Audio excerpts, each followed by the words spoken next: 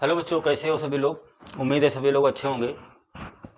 आज की इस टॉपिक में पढ़ाते हैं चैप्टर प्रत्यावर्ती धारा अल्टरनेटिव करंट का एक डेरिवेशन है जब परिपथ में सी और आर जुड़ा होता है। पिछले लेक्चर में पढ़ाया था जब परिपथ में यल और आर जुड़ा था उसकी प्रतिबाधा का फार्मूला निकाला गया था।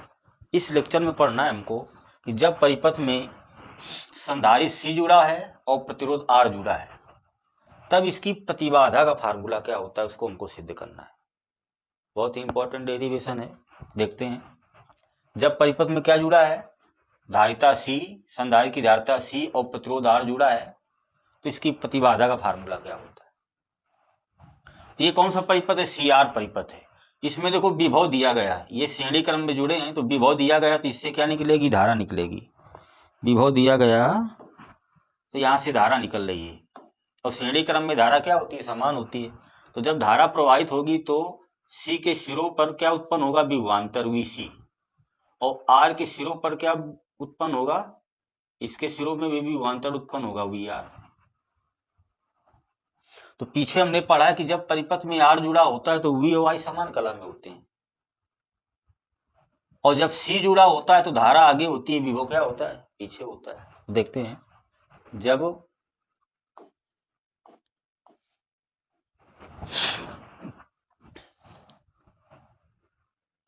सी आर परिपथ में धारा आई प्रवाहित होती है, धारा आई प्रवाहित होती है,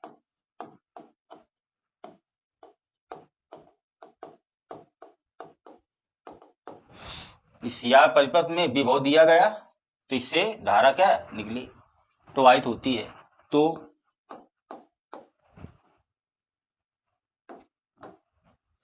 आर के सिरों पर, तो आर के सिरों पर उत्पन्न विभवांतर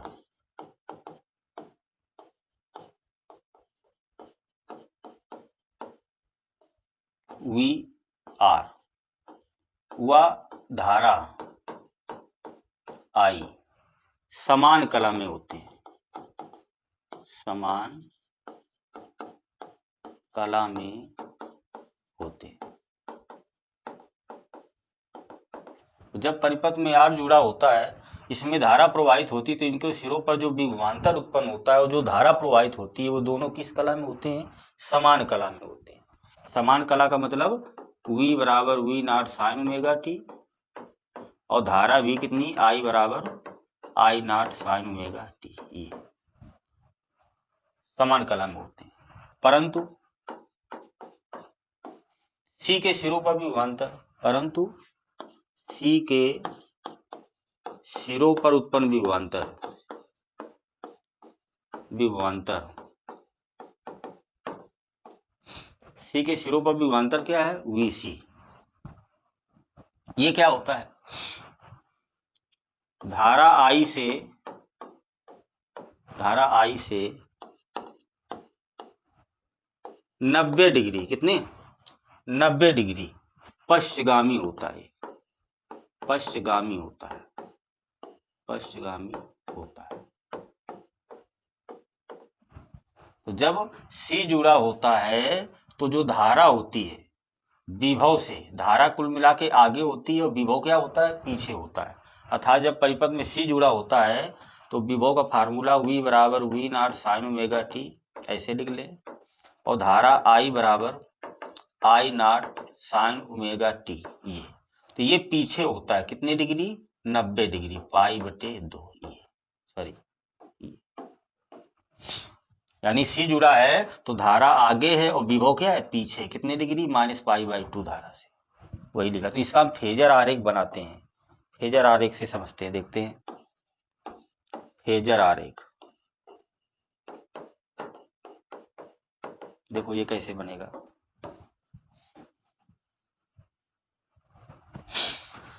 फेजर आरेख है कि जब R जुड़ा है तो V और I समान कला में, देखो इसमें धारा प्रवाहित हो रही तो इनके सिरों पर उत्पन्न विभवांतर और धारा क्या है, समान कला में, तो समान कलम बनाते हैं इसको इस तरीके से। ये इधर विभवांतर है वी आर और इधर क्या है, धारा भी है। ये दोनों जब आर जुड़ा है तो वी और आई किस कला में, समान कला में है, एक कोण में है। लेकिन जब सी जुड़ा है तो विभव जो है, देखो विभवांतर वीसी जो धारा से 90 डिग्री के पश्चगामी है। तो जब सी जुड़ा है तो इनके सिरों पर जो विभवांतर है वीसी, ये वीसी इस धारा से 90 डिग्री, कितने डिग्री, 90 यानी π/2 क्या है, पश्चगामी है, मतलब पीछे। तो वी सी और वी आर इनका अगर परिणामी निकालेंगे तो क्या आ जाएगा, ये भी विभवांतर आ जाएगा परिणामी में। ये यहां से कितना कोण बनाएगा, मान लेते हैं फाई कोण बनाएगा, ये फाई कोण हो जाएगा। तो इसको मिला देंगे ऐसे ऐसे डाट डाट से, ये हो गया फेजर आरेख। यानी आर जुड़ा है तो वी और आई समान कला में, सी जुड़ा है तो वी सी के सिरों पर उत्पन्न विभवांतर वीसी जो है धारा से 90 डिग्री के पश्चगामी है, मतलब पीछे। तो इन दोनों का परिणामी विभवांतर क्या होगा, वी होगा। तो लिखेंगे वी आर व वीसी का परिणामी विभवांतर, लिखेंगे वी आर व वीसी का परिणामी विभवांतर, परिणामी विभवांतर वी बराबर, देखो ये वी निकालते हैं। तो ये एक त्रिभुज बनाइए, इसे हम ए मान लेते हैं, इसे बी मान लो, इसे सी और इसे हम डी। तो ए बी सी में ये लंब है तो ये कर्ण होगा, तो ए सी का स्क्वायर यानी वी का स्क्वायर बराबर लंब का स्क्वायर यानी बी सी का स्क्वायर। तो ये किसके बराबर होगा, इसके बराबर होगा। ये कितना है, वी सी है, तो ये वी सी क्या होगा बराबर, तो अर्थात वी सी का स्क्वायर प्लस आधार ए बी का स्क्वायर। तो ये किसके है, वी आर के, तो वी आर का स्क्वायर। ऐसे निकालेंगे परिणामी विभवांतर, वी सी और वी आर का परिणामी विभवांतर, कर्ण का स्क्वायर बराबर लंब का स्क्वायर और प्लस आधार का स्क्वायर। चलो अब वी बराबर फार्मूला क्या होता है, आई आर होता है। ये दोनों में धारा बराबर है, श्रेणी क्रम में जुड़े हैं। तो अगर सी के सिरों पर विभवांतर निकालेंगे वी सी बराबर, तो आई आर की जगह क्या होगा, जब परिपथ में सी जुड़ा होता है तो आर को हम आर ना कहकर क्या बोलते हैं, एक्स सी बोलते हैं। तो देखो वी का स्क्वायर बराबर वी सी की जगह क्या लिख देंगे हम, आई एक्स सी, ये आर ही है, होल स्क्वायर तो होल स्क्वायर लगा दिया अलग अलग, प्लस जब आर जुड़ा होता है तो सिरों पर विभवांतर क्या, वी बराबर आई आर, तो वी आर की जगह क्या लिख देंगे हम, आई आर, होल स्क्वायर है तो होल स्क्वायर लगा दिया अलग अलग। ये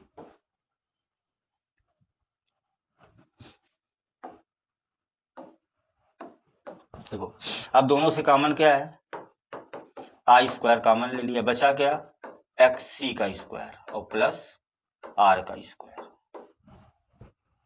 आई स्क्वायर नीचे ले आया इधर, तो वी स्क्वायर बटे क्या आ गया, आई स्क्वायर बराबर क्या बचा, एक्स सी का स्क्वायर प्लस आर का स्क्वायर।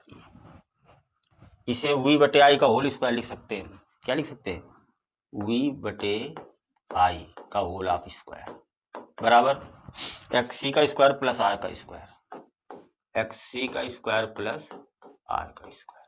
तो वी बटे आई क्या लिखा है, प्रतिरोध लिखा है, क्या लिखा है, रेजिस्टेंस। लेकिन हम यहाँ पे वी बटे आई बराबर क्या आ जाएगा, ये अंडर रूट आ जाएगा, उधर क्या एक्स सी का स्क्वायर प्लस आर का स्क्वायर। अब वी बटे आई को हम प्रतिरोध ना लिख कर क्या, चूंकि परिपथ में दो जुड़े हैं, सी और आर जुड़े हैं, तो परिणामी प्रतिरोध को हम जेड से लिखेंगे, प्रतिबाधा। तो वी अपान आई को हम क्या लिखेंगे, जेड लिखेंगे। तो जेड बराबर आ जाएगा अंडर रूट एक्स सी का स्क्वायर प्लस आर का स्क्वायर। इसी को क्या कहते हैं, प्रतिबाधा कहते हैं। तो वी बटे आई ये क्या है, प्रतिबाधा है, प्रतिबाधा, ये व्यंजक आ गया प्रतिबाधा का, जेड बराबर। और एक्स सी बराबर फार्मूला क्या होता है, एक्स सी बराबर होता है 1/ओमेगा सी। तो जेड बराबर हम लिख सकते हैं अंडर रूट एक्स सी की जगह 1/ओमेगा सी का होल ऑफ स्क्वायर और प्लस आर स्क्वायर, ये भी सूत्र लिख सकते हैं। तो जब परिपथ में आर जुड़ा होता है तो वी और आई समान कला में होते हैं, एक ही कला में एक ही कोण में होते हैं। और जब सी जुड़ा होता है तो इसके सिरों पर जो विभवांतर उत्पन्न होगा VC इस धारा I से 90 डिग्री क्या होता है, पश्चगामी होता है, पीछे होता है। तो ये एक दूसरे के क्या हो गए, लंबवत हो गए। तो VC और VR जब लंबवत हो गए तो इसका परिणामी विभवांतर निकाला गया है ये इस तरीके से। जैसे ये VR हो गया और ये हो गया VC, तो परिणामी विभवांतर ये निकाला गया ये। तो कण का स्क्वायर बराबर लंब का स्क्वायर प्लस आधार का स्क्वायर ये, और VC की जगह IXC और VR की जगह IR, इसको हल कर दिया गया है।